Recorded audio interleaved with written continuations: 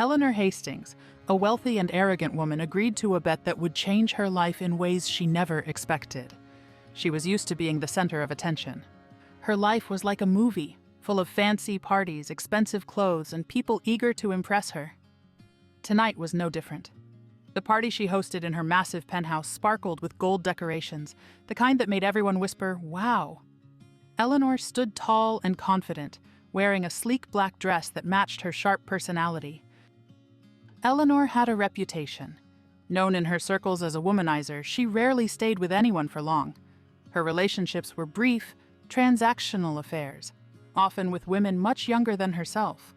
It wasn't about love or connection for Eleanor, it was about power, about proving she could have whatever or whomever she wanted. She thrived in the game of seduction, treating relationships like business deals, always knowing when to walk away before they got too complicated. She didn't care much for the small talk happening around her. Eleanor liked challenges, things she could win.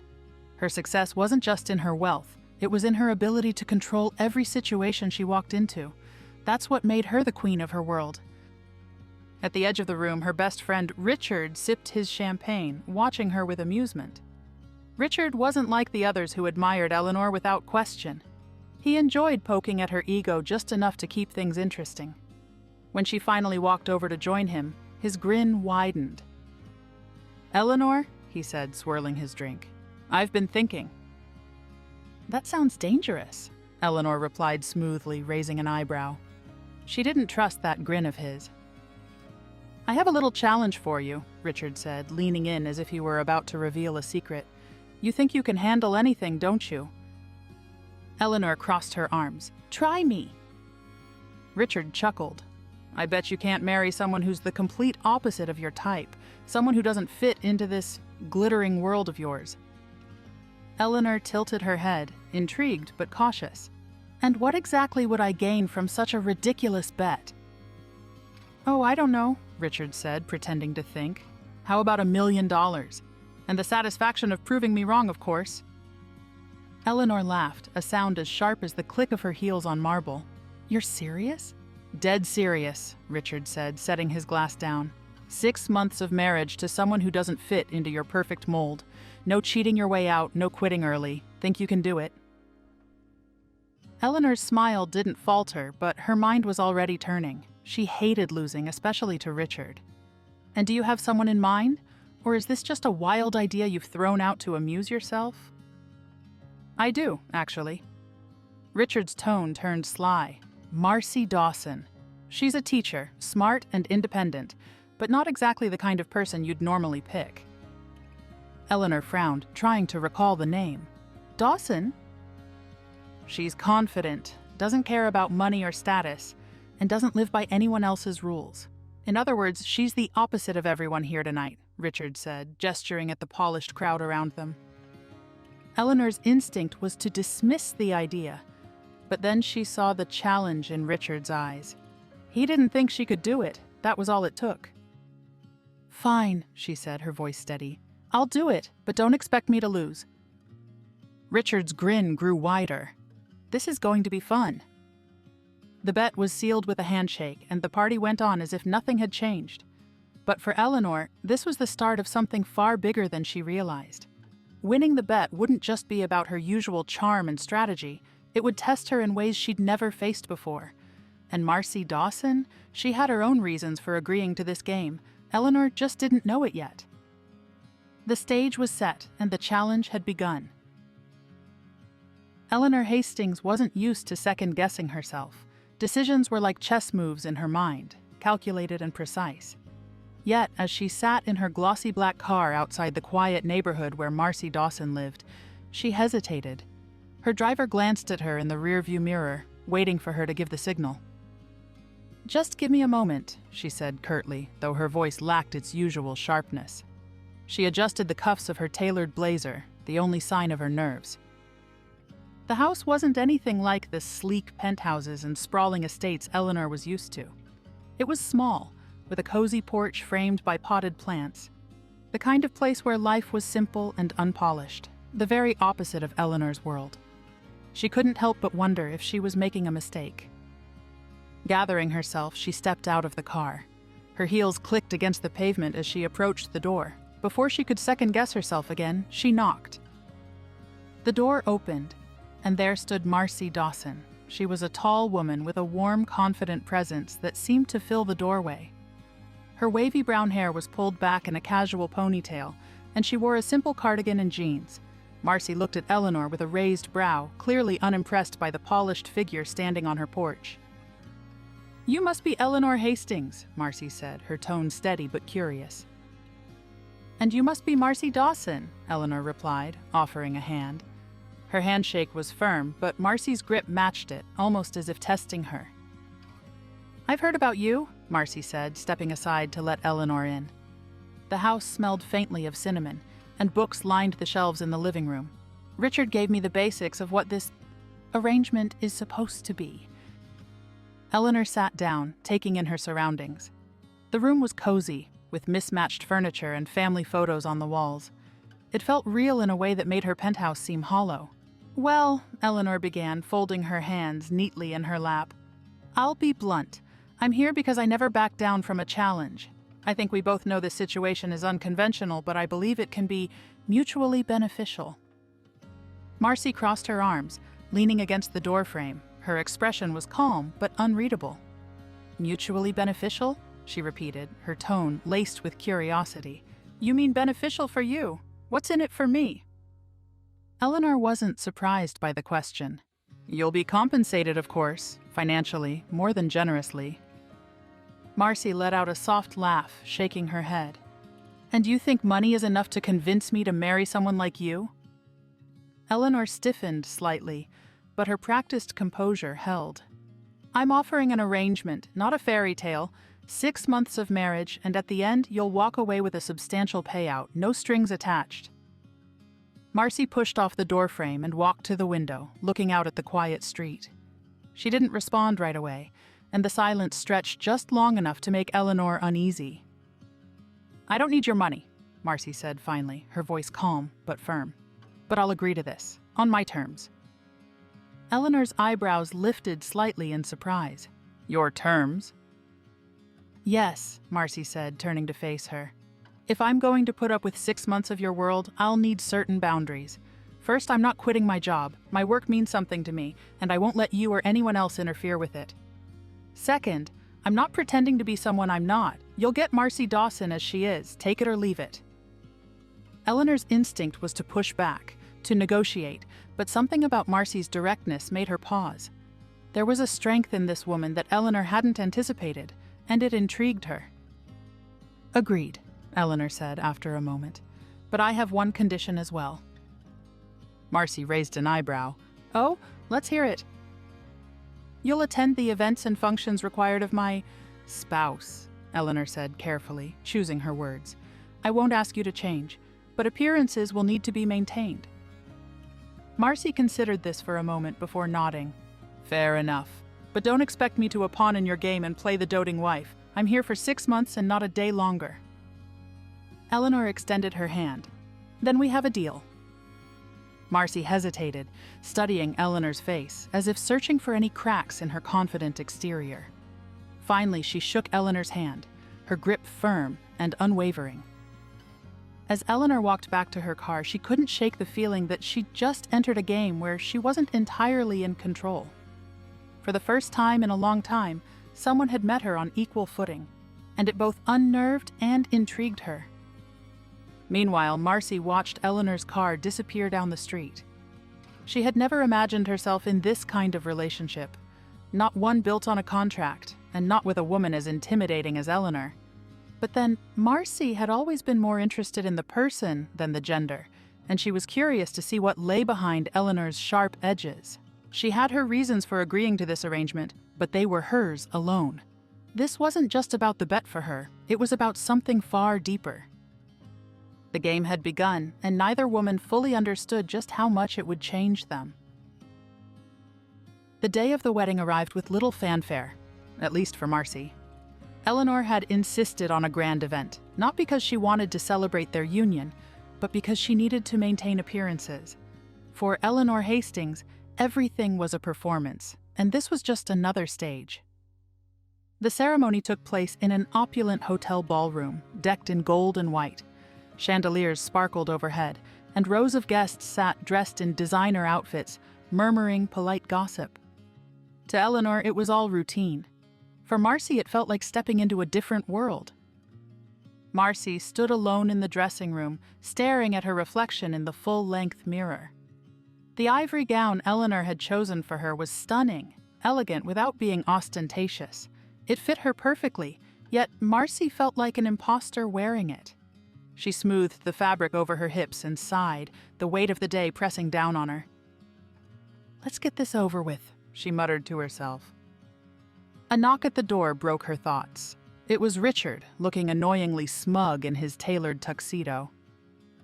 "You clean up nicely," Richard's voice broke through her thoughts as he leaned against the doorframe, annoyingly smug in his tailored tuxedo. Marcy turned to him, raising an eyebrow. "Do you always barge into dressing rooms uninvited?" Richard grinned. "Only when the bride looks like she's ready to bolt." Marcy let out a short laugh, but it lacked warmth. "I'm not running. I agreed to this." "That you did," Richard said, stepping inside. "But I have to ask, why? Eleanor doesn't exactly scream happily ever after." Marcy tilted her head, her gaze steady. "I'm not here for happily ever after. I have my reasons." Richard studied her for a moment, his smirk fading slightly. "Well, whatever those reasons are, just don't scare Eleanor too much. She's not used to losing control." Marcy didn't respond immediately. She turned back to the mirror, smoothing her dress again, her expression unreadable. Her thoughts drifted briefly to her past relationships. Marcy had never been the type to label herself, but her heart had always been drawn to women. Her first love had been a girl named Tessa in college. Bold, artistic, and endlessly captivating. That relationship had taught Marcy the beauty and complexity of love, but it had also shown her the cost of vulnerability. When Tessa had moved away for an opportunity overseas, Marcy had told herself it was better to let her go than to hold on too tightly. After that, her relationships had been sporadic, none lasting long enough to matter. She had built walls around herself, not because she didn't want love, but because she wasn't sure she could afford the pain that often came with it. Love required trust, and trust meant letting someone in completely. This wasn't love, she reminded herself as she adjusted her veil. This wasn't even close. Marcy met Richard's gaze in the mirror, and her lips curled into a faint smile, though it didn't reach her eyes. She's about to learn what it feels like to lose control. The ceremony itself was everything Eleanor had planned, elegant, efficient, and utterly devoid of emotion. She stood at the altar, her posture perfect, dressed in a sleek white suit that exuded power. When Marcy entered the room, Eleanor's eyes flicked to her, momentarily caught off guard. Marcy walked with confidence, her head held high, unfazed by the stares and whispers around her. She wasn't the polished partner Eleanor's world might have expected, but her presence demanded attention. When Marcy reached the altar, Eleanor offered her hand, and Marcy took it without hesitation. Her grip was firm, her touch warm. Eleanor didn't flinch, but the brief connection left her with an unsettling sense of vulnerability. The officiant began the ceremony, their voices blending into the background noise of Eleanor's thoughts. For a moment, she found herself studying Marcy. Not just her appearance, but the way she carried herself. There was no nervousness, no attempt to impress. Marcy simply was, and Eleanor couldn't decide if it was admirable or irritating. "You may now exchange vows," the officiant said, snapping Eleanor back to the moment. Eleanor's vows were rehearsed, polished, and delivered with precision. Marcy's were simple and honest, spoken with a quiet strength that left Eleanor feeling oddly exposed. "And now, by the power vested in me, I pronounce you married." Polite applause followed as Eleanor leaned in to give Marcy a calculated kiss on the cheek. But as she pulled away, Marcy surprised her by lingering just a moment longer, her lips brushing Eleanor's skin with a softness that wasn't expected. It wasn't romantic, it was a statement, a quiet, unspoken message. You may think you're in control, but so am I. The reception was a grand affair, with flowing champagne, live music, and endless small talk. Eleanor moved through the crowd like a queen, her every word measured, her every move deliberate. Marcy, however, was content to observe. She stayed at the edge of the room, sipping a glass of water and watching Eleanor with quiet amusement. "Enjoying yourself?" Eleanor asked when she finally approached, her tone neutral. Marcy glanced at her. "It's something. These are your people, I take it?" Eleanor nodded. "They're useful." "Useful," Marcy repeated, her tone dry. "That's one way to describe them." Eleanor tilted her head, studying her. "You don't seem particularly impressed." "I'm not here to be impressed," Marcy said simply. "And I don't think you are either." Again, Eleanor was caught off guard by the remark. Marcy was different, and not in the way she'd expected. She wasn't trying to fit into Eleanor's world, nor was she openly defying it. She was simply existing on her own terms, and that was something Eleanor couldn't quite figure out. Later that night, when the guests had left and the staff was cleaning up, Eleanor and Marcy returned to Eleanor's penthouse. The space was as cold and polished as ever, with floor-to-ceiling windows offering a breathtaking view of the city. "This is where you live?" Marcy asked, looking around. "Yes," Eleanor said, her voice clipped. "You'll find your room down the hall." "Separate rooms already?" Marcy teased, raising an eyebrow. "How traditional." "This isn't a love story," Eleanor said, turning to face her. "It's an arrangement." Marcy smiled faintly. "Whatever you say." As Marcy disappeared down the hall, Eleanor stood alone in the living room, staring out at the city lights. For the first time, she wondered if she'd underestimated Marcy. This wasn't going to be as straightforward as she'd thought. In her room, Marcy sat on the edge of the bed, looking out at the unfamiliar cityscape. She had her reasons for agreeing to this bet, reasons she hadn't shared with anyone. And as she prepared to face the months ahead, one thought lingered in her mind. Eleanor Hastings might think she's in control, but this story isn't hers alone. The first battle of their quiet war had begun. The first few weeks of their marriage were a tug of war neither woman would openly admit to. Eleanor had expected Marcy to either fall in line or rebel outright. Both outcomes she felt confident handling. Instead, Marcy did neither. She carved out a space for herself in Eleanor's meticulously controlled life, like a stubborn plant growing in an untouched corner of a manicured garden. Eleanor's mornings began as usual, black coffee, emails, and the relentless ticking of her perfectly scheduled life. But now, there was Marcy. Marcy, who sat at the kitchen counter eating toast with jam, wearing the same easy confidence she'd had on their wedding day. It was as though she'd always belonged there, and it annoyed Eleanor more than she cared to admit. "You're up early," Eleanor remarked one morning, her tone clipped. "I have work," Marcy replied, not looking up from her book.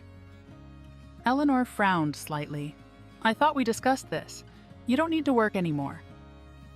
Marcy finally met her gaze. "You discussed it. I didn't agree."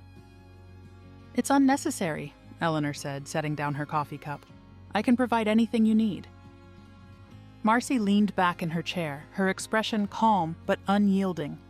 "I don't need your money, Eleanor. My work is important to me. It's non-negotiable." For the first time in a long time, Eleanor found herself at a loss. Marcy's calm defiance was unsettling. Most people bent to Eleanor's will without much resistance. But Marcy, she seemed immune. The tension between them grew more apparent at public events. Eleanor's world was polished and demanding, filled with glamorous charity galas and networking dinners. Marcy, true to her word, attended but refused to play along with the unspoken rules of high society. At one event, Eleanor introduced Marcy to a circle of influential guests, expecting her to nod politely and stay in the background. Instead, Marcy engaged them in a conversation about public school funding, challenging their comfortable assumptions with a disarming blend of charm and bluntness. "Your schools must be very different from the ones I teach at," Marcy said, her smile friendly but pointed. "Most of my students are lucky if they get new textbooks every 5 years." The group shifted uncomfortably, unused to being called out in such a direct yet polite way. Eleanor watched. torn between frustration and a begrudging admiration. Marcy wasn't just holding her own, she was commanding the room in a way Eleanor hadn't anticipated. Later that night, as they returned to the penthouse, Eleanor broke the silence. "Do you enjoy making things difficult?" she asked, her voice sharper than intended. Marcy shrugged. "I wasn't trying to make it difficult. I was being honest." Eleanor scoffed. "Honesty isn't always the best strategy in my world." "Well, maybe your world needs a little honesty," Marcy replied, walking past her into the living room. Eleanor stared after her, a mix of annoyance and something she couldn't quite name. Marcy's presence was like a mirror, reflecting back truths Eleanor had long ignored, and she didn't like what she saw. Despite the growing tension, there were moments that surprised them both. One evening, Eleanor found Marcy in the kitchen, kneading dough for what she said was the best homemade pizza you'll ever taste.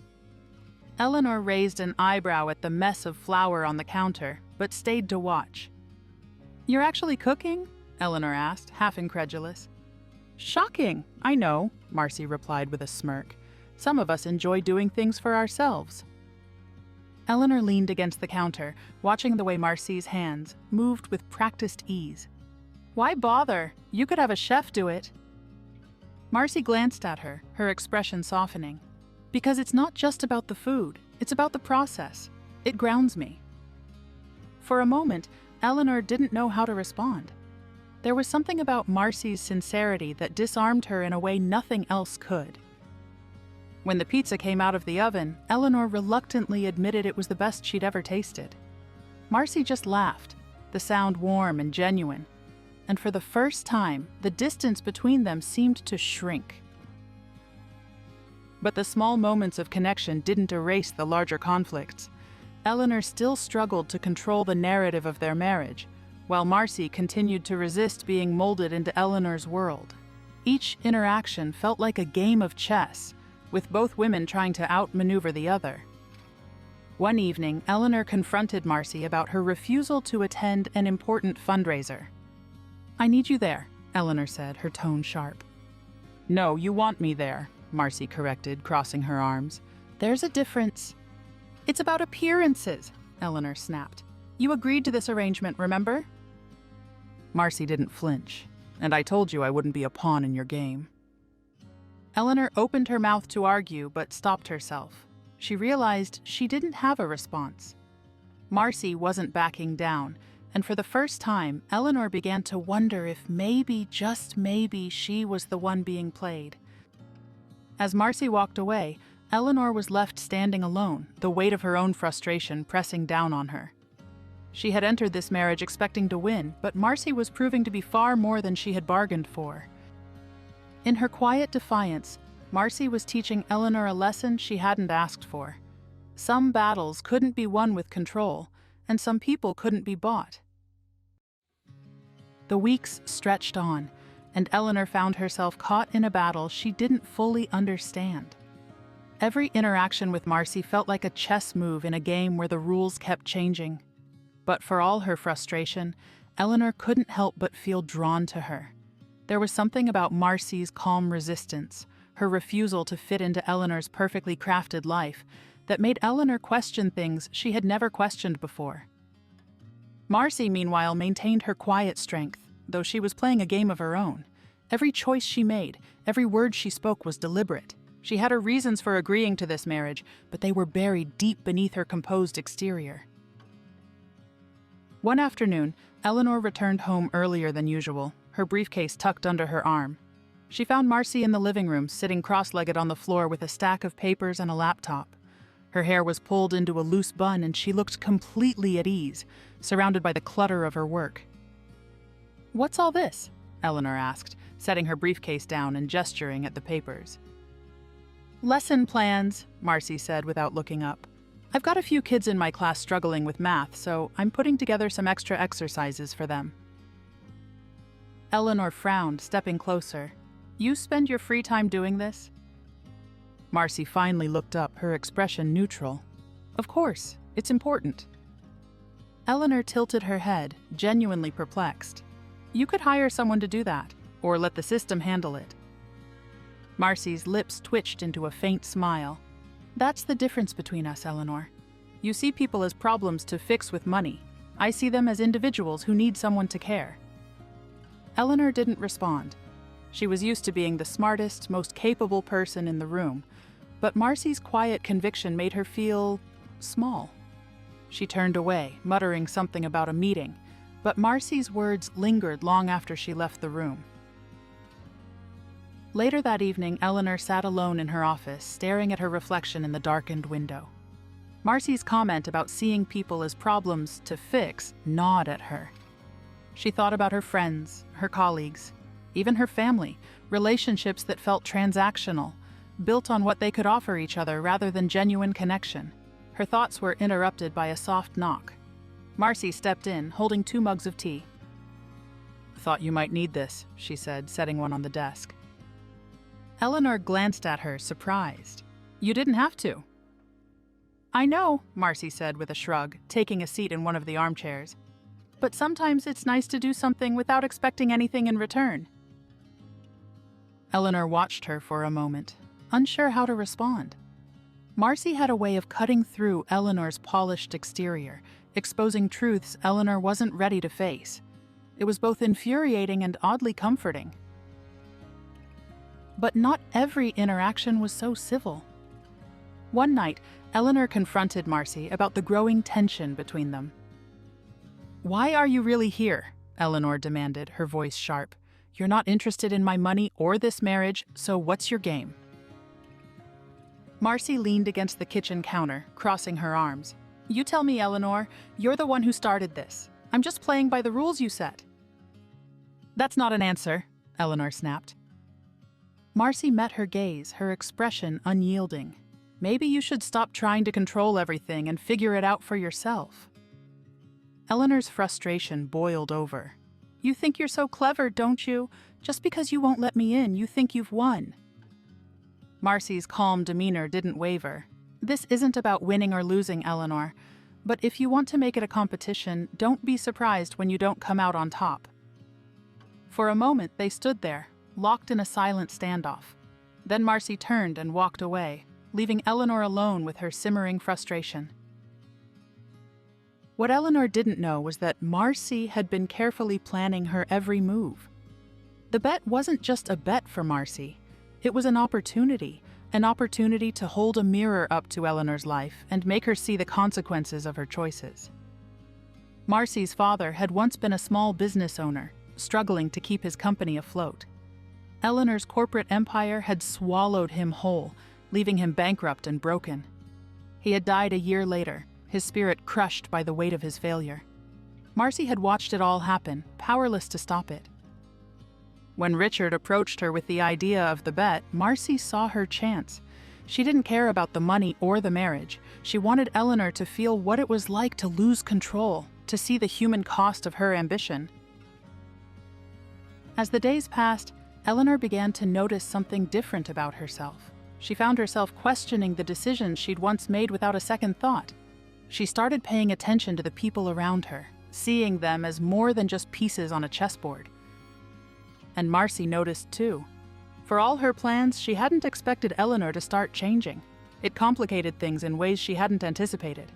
Both women were playing a game, but neither of them fully understood the stakes. And as their worlds continued to collide, the lines between strategy and genuine connection began to blur.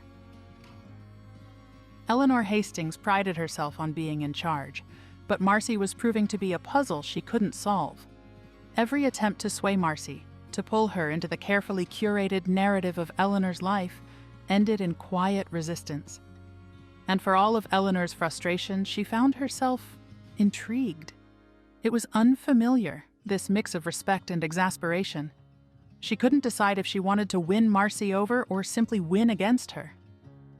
One evening, Eleanor decided to try a different approach. The gala season was in full swing, and an upcoming fundraiser for her foundation was the perfect opportunity to assert control. She presented the invitation to Marcy as though it were a summons. "This is an important event," Eleanor said, sliding the embossed card across the counter. "You'll need something appropriate to wear." Marcy raised an eyebrow, picking up the card. "Appropriate? Should I be worried about embarrassing you?" Eleanor hesitated, caught off guard by Marcy's calm challenge. "I didn't mean it that way. It's just, these events have expectations." Marcy set the card down and leaned back in her chair. "Eleanor, if you want me there, I'll go. But I'm not playing dress-up to fit in with your crowd." Eleanor exhaled sharply, her patience wearing thin. "You agreed to this marriage. That includes making appearances when necessary." Marcy smiled faintly, the kind of smile that made Eleanor's blood simmer. "And I'll make an appearance, but I'll do it my way." The night of the gala arrived, and Eleanor waited by the grand staircase, scanning the room for Marcy. Guests swirled around her, dressed in sleek gowns and tailored suits, their laughter and chatter filling the air. Eleanor had carefully constructed every detail of the evening, but she felt a growing tension as the minutes ticked by. When Marcy finally appeared, Eleanor's breath caught. She wasn't dressed in the high fashion Eleanor had subtly suggested. Instead, she wore a simple, elegant black dress, understated but undeniably striking. She walked into the room with quiet confidence, turning heads not because she fit in, but because she didn't try to. "You're late," Eleanor said when Marcy reached her. Marcy shrugged. "Fashionably late, isn't that the rule?" Eleanor bit back a sharp reply as several guests approached, eager to greet her. Marcy stood by her side, smiling politely but saying little. Eleanor noticed, though, that Marcy's silence didn't make her invisible. If anything, it made her presence more commanding. As the evening went on, Eleanor found herself watching Marcy more than she intended. Marcy wasn't playing along with the carefully orchestrated social dance, but she wasn't disrupting it either. She listened more than she spoke, but when she did speak, her words carried weight. At one point, a particularly pompous investor made a patronizing comment about Marcy's work as a teacher. "That must be fulfilling," he said, his tone dripping with condescension, "though I can't imagine it pays much." Marcy's smile didn't waver. "It pays in ways that matter, though I imagine that's hard for some people to understand." Eleanor suppressed a laugh, caught off guard by Marcy's sharpness. The investor flushed and quickly changed the subject, and Eleanor felt an unfamiliar surge of pride. Later that night, as they rode home in silence, Eleanor finally spoke. "You were impressive tonight," she said, her tone hesitant. Marcy glanced at her, her expression unreadable. "Impressive? That almost sounds like a compliment." Eleanor frowned, unsure why the comment had come out so awkwardly. "I mean it. You handled yourself well." Marcy smiled faintly. "I wasn't trying to impress anyone." "I know," Eleanor admitted, surprising herself. "That's what made it impressive." For a moment, the tension between them eased. Marcy looked out the window, her expression softening. "You don't have to prove anything, Eleanor. Not to me, not to them." Eleanor didn't reply. She wasn't sure she could explain the tangled emotions Marcy stirred in her. Frustration, admiration, and something else she didn't want to name. As the days passed, Eleanor's attempts to control the narrative of their relationship began to falter. Marcy refused to conform, but she also refused to leave. It was as though she'd planted herself firmly in Eleanor's world, unshakable and resolute. And Eleanor, for all her frustration, found herself wanting to understand her. But Marcy had her own game to play. She watched Eleanor closely, noting the small cracks in her polished exterior. Eleanor was changing, even if she didn't realize it yet. Marcy wasn't sure if it was enough, but it was a start. For the first time, Eleanor began to wonder if control wasn't the answer. And for the first time, Marcy began to wonder if there was more to Eleanor than the sharp edges she showed the world. They were still opponents in a game neither fully understood, but somewhere in the growing tension, a new possibility was taking shape, one neither of them had anticipated. Eleanor rarely allowed herself moments of vulnerability, but tonight felt different. She sat in her penthouse's grand living room, a glass of wine in hand, staring at the city skyline. Marcy was in her usual spot, the armchair by the fireplace, her presence both comforting and maddening. "I don't understand you," Eleanor said, breaking the silence. Her voice was softer than usual, almost unsure. Marcy looked up from her book, a faint smile on her lips. That's a first. Eleanor Hastings admitting she doesn't understand something. Eleanor set her glass down with a faint clink. You're not what I expected. Most people either fall in line or leave. But you've stayed, and you're still yourself. Marcy closed her book, leaning forward slightly. Why does that bother you so much? Eleanor opened her mouth to respond, but hesitated. Why did it bother her? Was it because Marcy wasn't easily controlled, or because Marcy's quiet defiance forced Eleanor to question herself in ways she never had before? I don't know, Eleanor admitted finally, the words foreign on her tongue. Marcy studied her for a long moment, then leaned back with a sigh. Eleanor, have you ever stopped to think about why you need control so badly? Why it matters so much to you that everyone around you plays by your rules? Eleanor bristled, instinctively defensive. It's not about needing control, it's about order. Without order, everything falls apart. Marcy shook her head, her gaze steady. That's what you tell yourself. But deep down, I think you're scared. Scared that if you lose control, people will see you for who you really are. The words struck Eleanor like a physical blow. She wanted to argue, to dismiss Marcy's insight as presumptuous, but she couldn't. Marcy's calm, piercing honesty left her no room to hide. The next day, Eleanor avoided Marcy entirely, burying herself in work. She needed to regain her footing, to reassert the control she felt slipping away. But no matter how many emails she answered, or meetings she scheduled, Marcy's words lingered in her mind. That evening, Eleanor returned home late to find Marcy in the kitchen, stirring a pot of something that smelled like comfort and warmth. Busy day? Marcy asked without looking up. Eleanor hesitated in the doorway. Something like that. Marcy glanced at her, her expression softening. Sit. You look like you could use a real meal. Eleanor frowned but obeyed, pulling out a chair at the counter.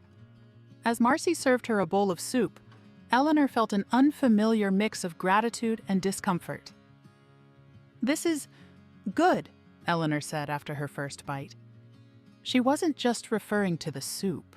The quiet, unspoken care in Marcy's gesture was something Eleanor wasn't used to.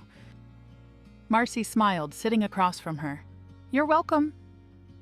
For a while, they ate in silence, the tension between them easing into something almost peaceful. Eleanor found herself glancing at Marcy, wondering how someone so different from her could feel so familiar. But the peace didn't last. A few days later, Marcy dropped a bomb Eleanor wasn't prepared for. They were sitting in the same living room, Eleanor flipping through emails on her tablet while Marcy read another book. Out of nowhere, Marcy closed the book with a soft thud and looked directly at Eleanor. I know what you did, Marcy said quietly. Eleanor's fingers froze on the screen. Excuse me? My father, Marcy continued, her voice steady but cold. You ruined his business. Your company bought out his, gutted it, and left him with nothing. He lost everything because of you. Eleanor set the tablet down, her mind racing. She had no memory of Marcy's father or his business, but there had been so many deals, so many companies. Could it be true? I didn't know, Eleanor said, her voice faltering. I didn't... Of course you didn't, Marcy interrupted, her tone sharp. People like you don't think about the lives you destroy. You think about profit margins and market share. My father was just another casualty of your ambition. Eleanor stood, suddenly restless. Marcy, I can't change what happened. But I didn't know it was you, your family. That's the problem, Eleanor, Marcy said, standing too. You didn't care to know, and now you want me to believe you're different? I am different, Eleanor said, her voice rising. I've changed. Prove it, Marcy said simply. Prove to me that you're more than the person who destroyed my family. Eleanor stared at her, the weight of Marcy's words pressing down on her. She didn't know how to respond, didn't know if she could respond. For the first time in her life, she felt truly powerless. That night, Eleanor couldn't sleep. She lay awake, replaying Marcy's words in her mind. The guilt was overwhelming, but so was something else. the desire to make things right.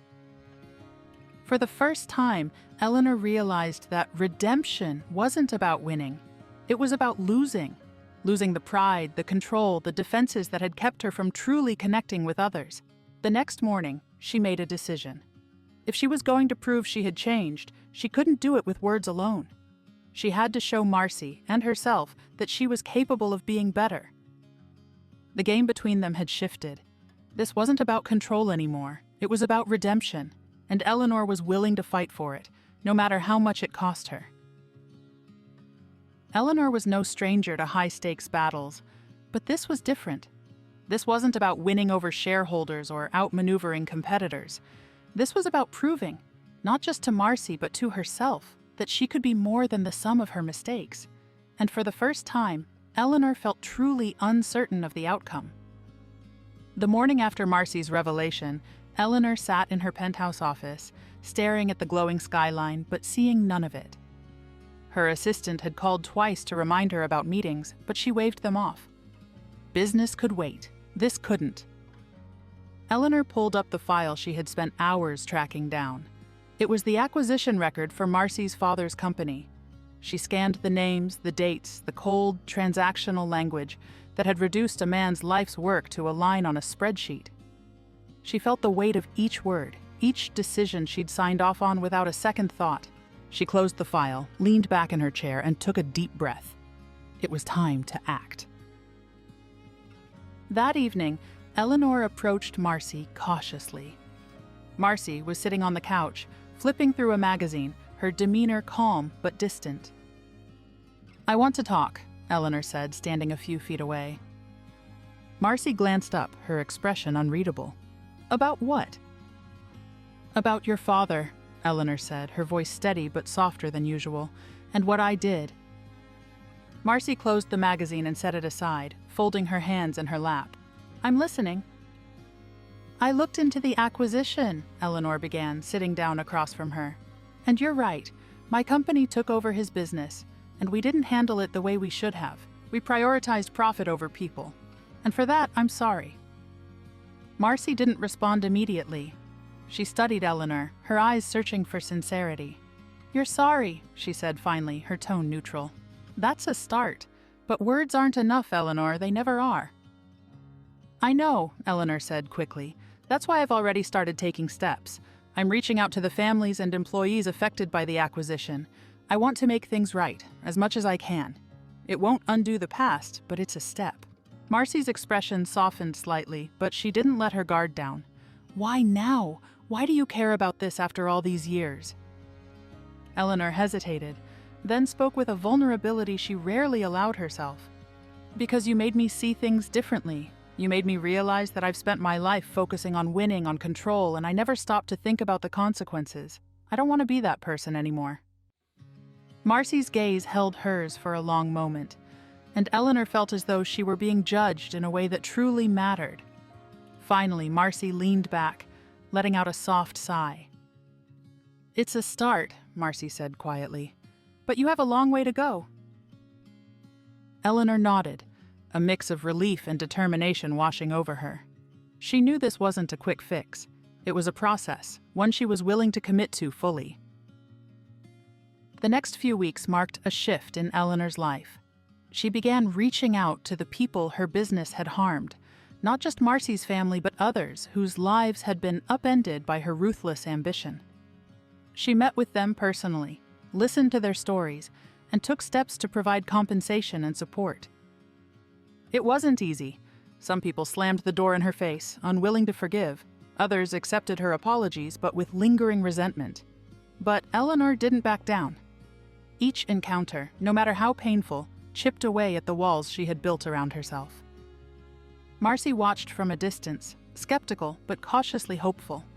She noticed the small changes in Eleanor's demeanor, the way she seemed more patient, more thoughtful, less focused on appearances and more on substance. One evening as they sat together in the living room, Marcy broke the silence. "You're surprising me," she said, her tone light but genuine. Eleanor looked up from her laptop, surprised. "How so?" "I didn't think you'd follow through," Marcy admitted, "but you're proving me wrong." Eleanor allowed herself a small smile. I have a good reason. Marcy raised an eyebrow. And what's that? Eleanor hesitated, then met Marcy's gaze. You've made me want to be better. Not for you, but because you showed me that I could be. Marcy didn't respond right away. She looked at Eleanor, her expression softening in a way Eleanor had rarely seen. Maybe you're not as impossible as I thought, Marcy said finally, her voice teasing but kind. As the 6-month timeline of their marriage drew closer, the dynamic between them began to shift. Their interactions became less about defiance and more about understanding. They started sharing moments of quiet connection, cooking together, talking about their lives before the bet, even laughing over shared jokes. Eleanor found herself looking forward to these moments, and for the first time, she realized she didn't want the arrangement to end. But she knew better than to assume Marcy felt the same. One evening, as they sat on the balcony overlooking the city, Eleanor finally spoke the words that had been weighing on her. I don't want this to end, she said, her voice barely above a whisper. Marcy turned to her, surprised. What do you mean? I mean, Eleanor hesitated, then took a deep breath. I want more. I don't want this to just be a bet anymore. I want us to have something real. Marcy stared at her, her expression unreadable. For a moment, Eleanor felt a pang of fear, the possibility of rejection cutting deeper than she'd expected. Finally, Marcy spoke, her voice soft but firm. Eleanor, I need to know that this isn't just another game for you. If we're going to have something real, it has to be built on honesty and respect. Eleanor nodded, her gaze steady. I know, and I'm willing to prove it to you no matter how long it takes. Marcy studied her for a long moment, then gave a small smile. We'll see. It wasn't a promise, but it was a beginning. And for Eleanor, that was more than enough. The days following Eleanor's heartfelt confession were filled with an unspoken shift between them. While they maintained their separate routines, there was a newfound warmth in their interactions. Marcy began letting her guard down, though cautiously, while Eleanor worked tirelessly to prove that her words weren't just empty promises. Eleanor's redemption journey extended beyond Marcy's family. She had started a new initiative, a foundation aimed at supporting small businesses and individuals affected by ruthless corporate acquisitions. It was her way of confronting the harm she'd caused and ensuring others wouldn't face the same fate.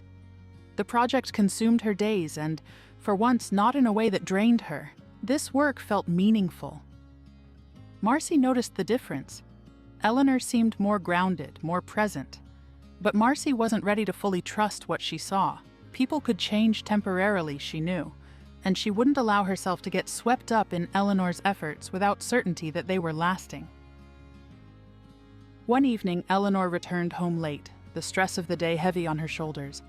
The penthouse was quiet except for the soft hum of the city outside. The scent of something savory lingered in the air, a subtle reminder of Marcy's presence. She found Marcy in the kitchen, stirring a pot on the stove, her hair pulled back loosely. She moved with an ease Eleanor had come to admire, so different from the precision Eleanor brought to every aspect of her own life. For a moment, Eleanor stood in the doorway, simply watching. "You're staring," Marcy said without turning around, a faint smile playing on her lips. Eleanor stepped into the room, leaning against the counter. "Maybe I am." Marcy glanced at her, amused. "Should I be worried?" Eleanor shook her head, her voice softening. "Not at all." They fell into a comfortable silence, the kind that had become increasingly common between them. As Marcy ladled soup into a bowl and handed it to Eleanor, their fingers brushed briefly, sending an unexpected warmth through Eleanor's chest. "Dinner's ready," Marcy said, setting her own bowl on the table and sitting down. Eleanor joined her, taking a small sip of the soup. It was, as always, simple yet perfect. "You've got a talent for this," she said, her tone light but genuine. Marcy smiled, raising an eyebrow. "Cooking or keeping you in check?" Eleanor chuckled softly. "Both, apparently." Later that evening, after they'd cleaned up and settled in the living room, Eleanor sat across from Marcy, watching as she flipped through a book. The glow of the city lights framed her face, and Eleanor felt a surge of emotion she couldn't quite name. "You're staring again," Marcy said without looking up. Eleanor hesitated, then spoke honestly. "I can't help it." Marcy finally looked up, closing her book. "What's on your mind, Hastings?" Eleanor leaned forward slightly, resting her elbows on her knees. "You've changed me, Marcy, in ways I didn't think were possible, and I don't know what I'd do without you." Marcy's expression softened, but she stayed quiet, letting Eleanor find her words. "You make me want to be better," Eleanor continued. "Not just for you, but for myself. And I know I've made mistakes I can't undo, but I want you to know that I'm trying. I'm really trying." Marcy leaned back, studying her. "You're full of surprises, Eleanor. I didn't think you had it in you." Eleanor smiled faintly. "Neither did I." The silence between them grew heavy with unspoken emotion. Tentatively, Eleanor stood and crossed the room, sitting on the couch beside Marcy. For a moment, neither spoke, the quiet tension building between them. "Marcy," Eleanor said softly, her voice almost a whisper, "you've made me see things differently. You've made me feel differently." Marcy tilted her head, her lips curving into a faint smile. "You're not so bad yourself, Hastings." Eleanor chuckled, her nerves easing just slightly. Slowly, she reached out, her fingers brushing against Marcy's hand. The touch lingered, and the space between them seemed to dissolve. Eleanor leaned closer, her movements hesitant, giving Marcy the chance to pull away. But Marcy didn't. Instead, she met Eleanor halfway, their lips meeting in a kiss that was soft and deliberate, filled with everything they had been building toward: trust, respect, and the beginnings of love. The kiss deepened naturally, their emotions spilling into each touch. Eleanor moved closer, her hands gently cupping Marcy's face. Marcy's fingers found their way to Eleanor's hair, threading through it with a tenderness that made Eleanor's heart race. The world outside seemed to fade, leaving only the two of them, wrapped in the quiet intimacy of the moment. When they finally pulled apart, they stayed close, their foreheads touching as they caught their breath. Marcy let out a soft laugh, her cheeks flushed. That was long overdue. Eleanor smiled, her expression uncharacteristically tender. "I agree." For a moment, they sat in silence, their hands still intertwined. Then, Marcy tilted her head, her voice soft but teasing. "What now, Hastings? Do you have another grand gesture up your sleeve?" Eleanor shook her head, her thumb brushing against Marcy's cheek. "No grand gestures, just this." Marcy leaned in again, their lips meeting in a kiss that felt like a promise. This time, neither of them held back, letting the connection between them unfold naturally. Eleanor's hands trailed down Marcy's shoulders, pulling her closer, while Marcy responded with equal warmth, her touch firm but gentle. They didn't speak as they shifted, their movements slow and unhurried, their kisses deepening with each passing moment. Eleanor's arms encircled Marcy, and Marcy leaned into her, their breaths mingling in the quiet of the room. The intimacy wasn't rushed or fueled by urgency. It was deliberate, a quiet celebration of everything they had overcome to reach this point. When they finally rested against each other, Eleanor whispered, her voice barely audible, "This feels real."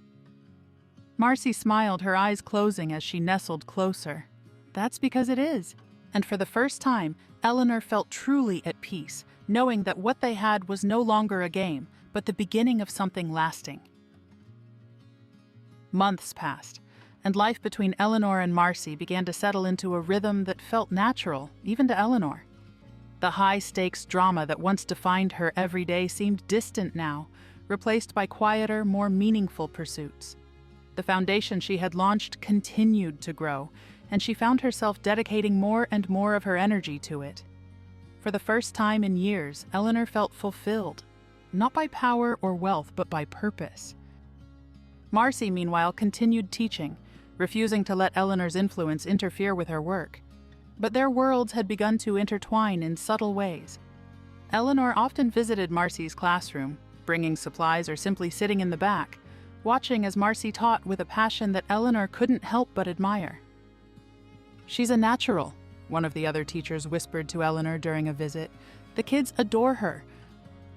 Eleanor nodded, her chest tightening with a feeling she hadn't experienced in years: pride. One evening, as they prepared dinner together, a routine they'd stumbled into and both secretly cherished, Marcy turned to Eleanor with a thoughtful expression. "Do you ever think about what's next?" she asked, chopping vegetables while Eleanor stirred a pot of sauce. Eleanor glanced at her, her brow furrowing slightly. "What do you mean?" "This," Marcy said, gesturing vaguely. "Us, your foundation, the future. Do you think about where it's all going?" Eleanor set down the spoon, considering the question. "I used to plan everything. Every detail of my life was mapped out. But now, I don't know. For the first time, I'm okay with not knowing." Marcy smiled softly. "That's progress." Eleanor chuckled, shaking her head. "You always make it sound so simple." "Maybe it is," Marcy said. "Sometimes you just have to let things happen." Eleanor didn't respond immediately. She reached out, brushing her fingers lightly against Marcy's cheek. "I don't want to let this happen without letting you know how much you mean to me." Marcy paused, her hands stilling. "It means a lot to me, too." As their relationship deepened, Eleanor decided it was time to take another step in her redemption journey. She reached out to Marcy's mother, a woman who had avoided Eleanor for understandable reasons. The first meeting was tense, but Eleanor approached it with humility, acknowledging the harm she had caused and offering her sincere apologies. "I can't change the past," Eleanor said, her voice steady but soft, "but I want to make amends in any way I can." Marcy's mother regarded her carefully, her expression unreadable. "You've hurt us deeply, Eleanor, but Marcy seems to see something in you. I'll trust her judgment, for now." Eleanor nodded, understanding the gravity of those words. Trust wasn't something she could demand. It had to be earned. The turning point came during a small celebration Marcy arranged for Eleanor's foundation. Held at a community center rather than a grand ballroom, the event was filled with people whose lives had been touched by Eleanor's efforts. Small business owners, educators, and former employees all gathered to share their gratitude. As Eleanor stood at the front of the room listening to their stories, she felt an unfamiliar warmth spreading through her. These weren't just numbers on a balance sheet. They were people, and she had made a difference in their lives. Marcy watched from the sidelines, her heart swelling with a mixture of pride and affection. This was the Eleanor she had always believed was hidden beneath the layers of ambition and control. Later that night, as they sat together on the couch, Eleanor turned to Marcy with a hesitant smile. "You know," she began, her tone uncharacteristically shy, "I don't think I would have gotten here without you." Marcy raised an eyebrow. "Is that your way of saying thank you?" Eleanor laughed softly. "I suppose it is. But it's more than that. You didn't just help me change. You made me want to change. And for that, I'll always be grateful." Marcy leaned closer, resting her head on Eleanor's shoulder. "You've come a long way, Eleanor. But you should know, I wasn't the only one who made this happen. You did the work. You made the choice." Eleanor wrapped an arm around her, pulling her close. "Maybe. But having you by my side made all the difference." Months turned into years, and the life Eleanor and Marcy built together became a testament to the power of growth, redemption, and love.